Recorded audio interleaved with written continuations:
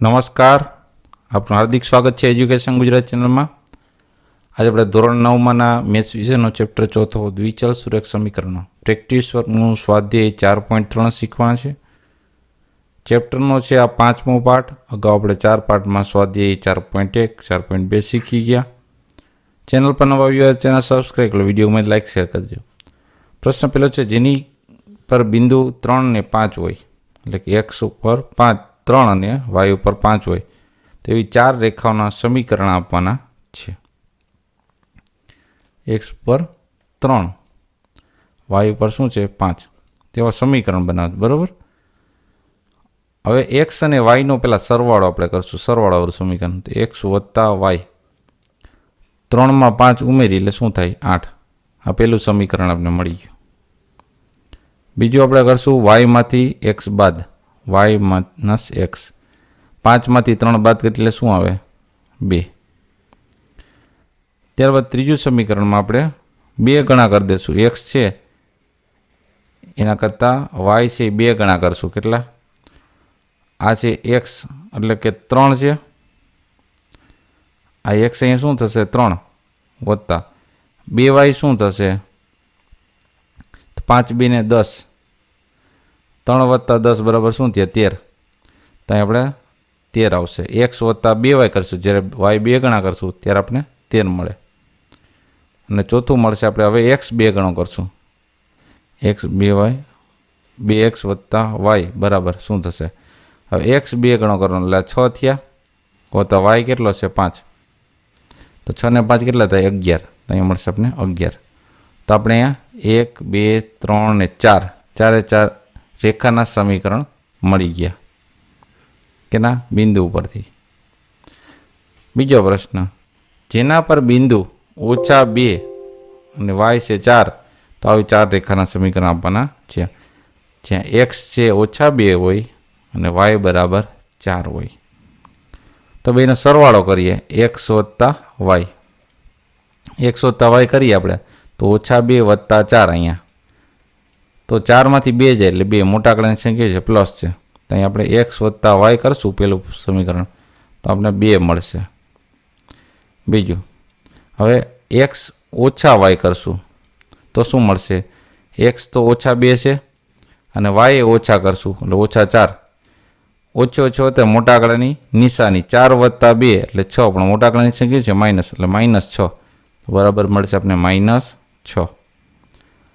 ત્રીજું આપણે કરશું એક્સને 2 વાય, એક્સને કરશું અથવા 2 વાય કરશું, ગમે એ પહેલાં કરી શકીએ. એવું કહીને આપણે 2x કરીએ. દાખલા 2x વત્તા વાય. 2x એટલે શું થાય -2 ગુણકમાં 2 વત્તા વાય શું છે 4. તો 2 2 ને 4 પણ કેવા -4 અને વત્તા 4 એટલે શું મળશે 0. 4માં 4 જાય તો 0.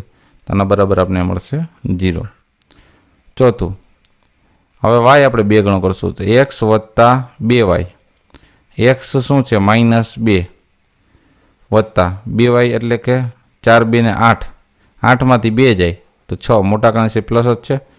એક્સ વત્તા 2 વાય બરાબર આપણે 6 મળશે.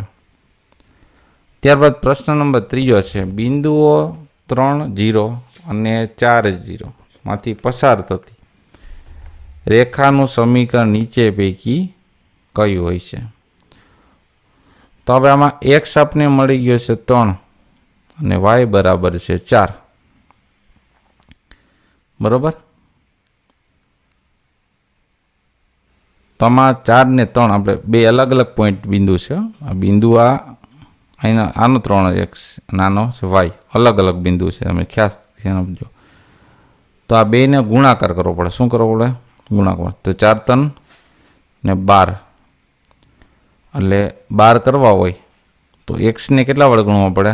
અહીંયા 4 વડે, એટલે આ 4x થયા. પ્લસ અહીંયા 4ને કેટલા વડે ગુણીએ તો 12 થાય? તો 3 વડે, તો 3y થયા. તો 4x વત્તા 3y બરાબર 12. આ આપણું સમીકરણ છે એ આપણે મળશે. તો એ સમીકરણ છે ઓપ્શન નંબર 2 એ સાચું થાય. નેક્સ્ટ પ્રશ્ન નંબર 4, બિંદુ -2 0 અને 0 3 માંથી પસાર થતી રેખાનું સમીકરણ નીચે પૈકી કયું થશે? એક્સ છે -2 અને બીજામાં છે વાય બરાબર 3 બીજા પોઈન્ટમાં. તો એમાં પણ આપણે શું કરવું પડશે? ગુણાકાર કરવો પડે બે વચ્ચે, બરાબર.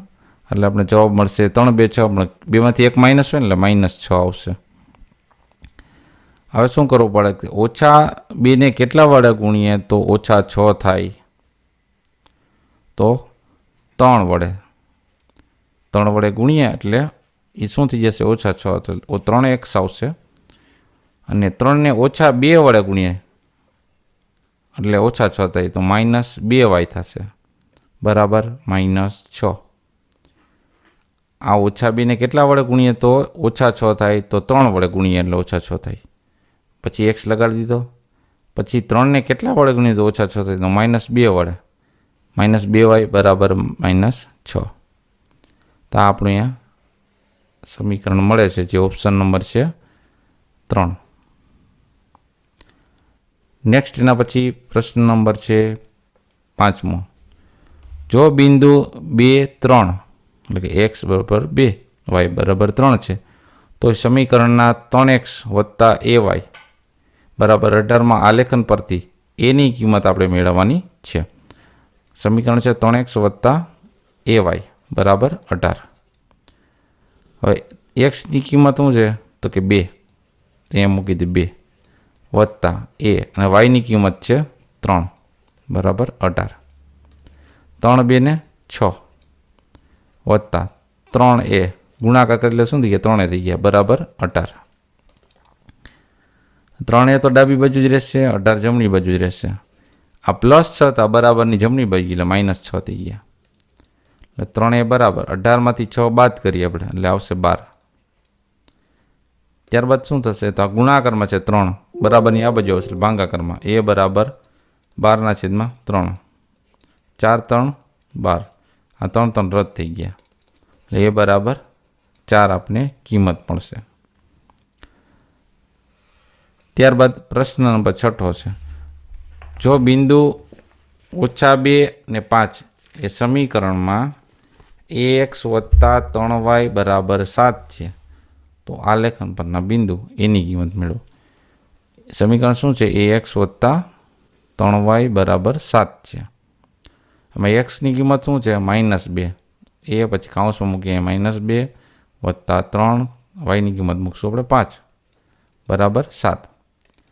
2 ગુણ્યા -2 ગુણ્યા a છે એટલે -2a એટલે કે -2a થઈ ગયા, વત્તા 5 3 ને 15 બરાબર 7. તેથી -2 બરાબર 7 તો જમણી બાજુ છે, આ +15 હતા બરાબરની જમણી બાજુ ગયા -15 થઈ ગયા.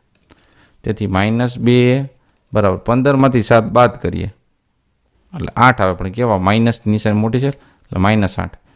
હવે -1 વડે બંને બાજુ ગુણતા શું કામે? કે જે ચલ છે આપણે એ બધી એ માઇનસ હોવો જોઈએ નહીં. તો -1 વડે બંને બાજુ ગુણીએ ને એટલે આ પ્લસ થઈ જાય, જે માઇનસ હોય ને 2 પ્લસ થઈ ગયા. જો એક માઇનસ હોત ને એક પ્લસ હોત ને તો આ માઇનસ હતું તો એ પ્લસ થઈ જાય, અને પ્લસ હોય એ માઇનસ થઈ જાય. પણ અહીંયા 2 માઇનસ છે એટલે શું થઈ ગયા? 2 પ્લસ થઈ ગયા. હવે એ ચલ ને ગુણકમાં છે 2 બરાબર અહીંયા બીજા હવે ભાગાકારમાં એ બરાબર 8/2. 4 2 8 આપણે ભાગ લાવીએ, 2 2 રદ થઈ ગયા, જેથી એ બરાબર આપણે 4 કિંમત મળશે નહીં. ત્યારબાદ પ્રશ્ન નંબર 7. જો બિંદુ એ આ એક્સ બિંદુ છે બરાબર, અને વાય ઉપર છે a-2, તો એ સમીકરણમાં 3x વત્તા 5y બરાબર 30 ના આલેખ પરથી બિંદુ એની કિંમત શોધો. સમીકરણ છે 3x વત્તા 5y બરાબર 30, જેમાં x છે એ a છે વત્તા 5 ને ગુણકમાં y છે એ -2 છે બરાબર 30. એ ગુણકમાં 3 એટલે કે 3a વત્તા અહીંયા કાઉન્સ ખોલીશું એટલે 5a પ્લસ a છે, અને -5 2 ને 10 બરાબર 30. અહીં શું કર્યું? આ બેનો ગુણાકાર, અને અહીંયા 5a નો ગુણાકાર માઇનસ નિશાની 5 નો 2 નો ગુણાકાર કર્યો આપણે. હવે 5a વત્તા 3 એટલે કે 8 થઈ ગયા, -10 બરાબર 30. હવે 8 એ બરાબર આ ઓછા 10 છે, બરાબર જમણી બાજુ ગઈ એટલે વત્તા 10. 30 વત્તા 10. 8 એ બરાબર 30 વત્તા 10 એટલે થાય 40. 8 છે અહીંયા ગુણાકારમાં છે, બરાબરની આ બાજુ ભાગાકારમાં. એ બરાબર 40/8. અહીં ભાગાલે આપણે 8×5 = 40. શું કામ છેદમાં 8 છે ને એટલે 8 8 રદ કરી દીધા. તેથી એ બરાબર આપણે કિંમત મળશે 5. તો આ તો આપણે સ્વાધ્યાય 4.3ના પ્રશ્ન પહેલાથી 7ના સંપૂર્ણ સોલ્યુશન જોતા રહો એજ્યુકેશન ગુજરાતી ચેનલ. શીખતા રહો. Thank you. આભાર.